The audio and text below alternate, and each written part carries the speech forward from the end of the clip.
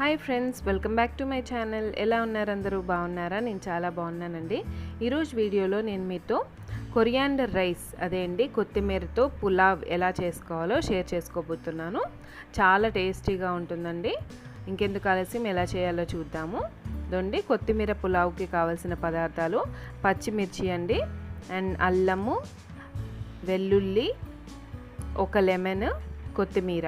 ఇక్కడ నేను 3/4 kg rice చేస్తున్నాను కాబట్టి ఒక పెద్ద సైజు కొత్తిమీర కట్ట తీసుకుని ఇలా ఒలిచి పెట్టుకున్నాను. ఇదిగోండి ఒక పెద్ద సైజు ఉల్లిపాయల పొడుగ్గా తరిగి పెట్టుకున్నాను. 2 మీడియం సైజ్ టొమాటోలు, ఒక 2 మీడియం సైజ్ బంగాళదుంపలు ఇలా పీల్ చేసి కట్ చేసుకున్నాను. కొద్దిగా మీల్ మేకర్ తీసుకున్నానండి. ఇప్పుడు బిర్యానీ దినుసులు: షాజీరా, ఒక జాజికాయ చిన్న ముక్క తీసుకున్నాను. స్టార్ ఐనీస్ ఒక 2 తీసుకున్నాను. చెక్క, లవంగాలు, ఇలాయచి, మరాఠీ మొగ్గ, జాపత్రి తీసుకున్నాను. తర్వాత బిర్యానీ ఆకు, 3 గ్లాసుల బియ్యం ఇలా కడిగి ఒక అరగంట పాటు నానబెట్టి పక్కన పెట్టుకున్నాను. ఇప్పుడు ఒక మిక్సీ జార్ తీసుకొని దాంట్లో మనం తీసుకున్న పచ్చిమిర్చి ముక్కలండి, మీ కారానికి తగ్గట్టు తీసుకోండి. నేను ఇక్కడ ఒక 12 వరకు పచ్చిమిర్చీలు తీసుకున్నాను. తర్వాత అల్లము, వెల్లుల్లి, మనం తీసుకున్న కొత్తిమీర మొత్తం వేసి మెత్తగా పేస్ట్ చేసుకోవాలి.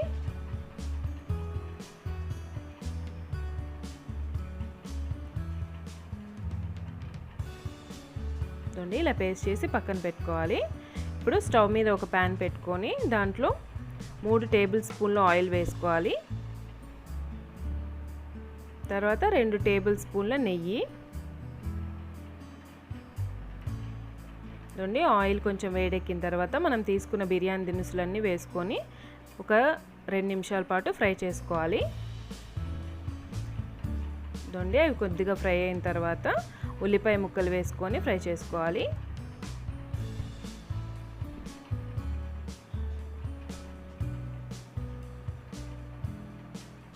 ఉల్లిపాయ ముక్కలు కలర్ చేంజ్ అవ్వాల్సిన పని లేదండి, ఇలా కొంచెం ఫ్రై అయితే సరిపోతుంది. తర్వాత మనం తీసుకున్న ఆలు, మీల్ మేకర్ వేసుకోవాలి. ఇవి ఆప్షనల్ అండి, మీకు కావాలంటే తీసుకోవచ్చు లేకపోతే స్కిప్ చేయొచ్చు. ఇంకా మీకు కావాలనుకుంటే క్యారెట్, బీన్స్, పచ్చి బఠానీ అవి కూడా వేసుకోవచ్చు. ఆలు కొంచెం ఆయిల్లో ఫ్రై అయిన తర్వాత టొమాటో తీసుకున్నాం కదా, ఆ టొమాటో పీసెస్ వేసుకోవాలి. కొంచెం పండిన టొమాటోస్ తీసుకోండి, అప్పుడు టేస్ట్ బాగుంటుంది. టొమాటో కొద్దిగా మగ్గడానికి సాల్ట్ వేస్తున్నాను. ఒకసారి ఇలా కలుపుకొని మూత పెట్టి మనకు టొమాటో మెత్తగా మగ్గేంత వరకు ఉడికించుకోవాలి. చూడండి, ఒక 2 నిమిషాల తర్వాత మూత తీసి చూస్తున్నాను. మనకి టొమాటో మెత్తగా ఉడికిపోయింది.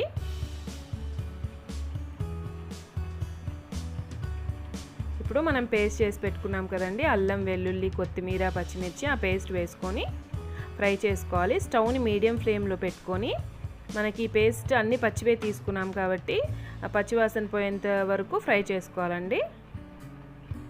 మూత పెట్టి 2 నిమిషాలకు ఒకసారి మూత తీసి కలుపుకుంటూ వేయించుకోవాలి.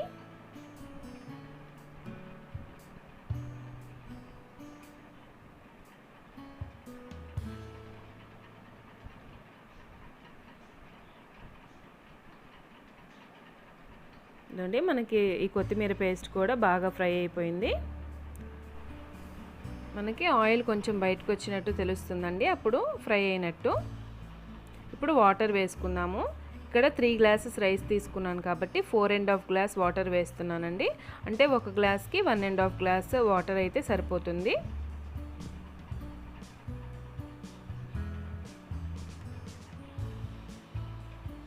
వాటర్ వేసుకున్నాక మూత పెట్టి ఇలా రోలింగ్ బాయిల్ అయ్యేంత వరకు వాటర్ని బాగా మరిగించుకోవాలి. ఇలా మరుగుతుంది కదా, ఇప్పుడు మనం కడిగి నానబెట్టుకున్నాం కదా రైస్, అవి వేసుకోవాలి.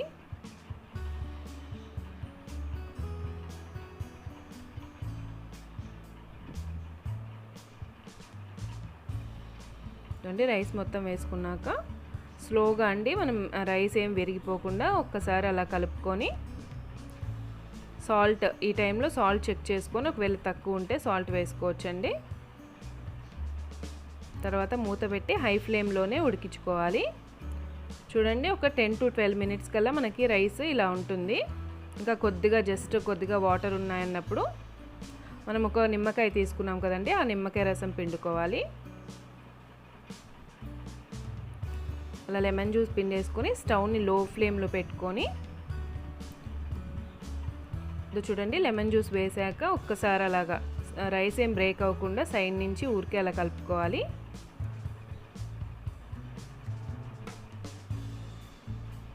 చూడండి స్టవ్ని లో ఫ్లేమ్లో పెట్టేసుకొని మూత పెట్టి జస్ట్ 5 to 8 minutes ఉడికించుకుంటే సరిపోతుంది.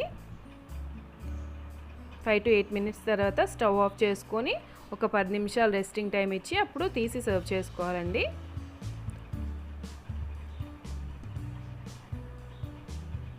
చూడండి మన రైస్ బాగా కుక్ అయిపోయింది. ఇప్పుడు సర్వ్ చేసుకుందాము.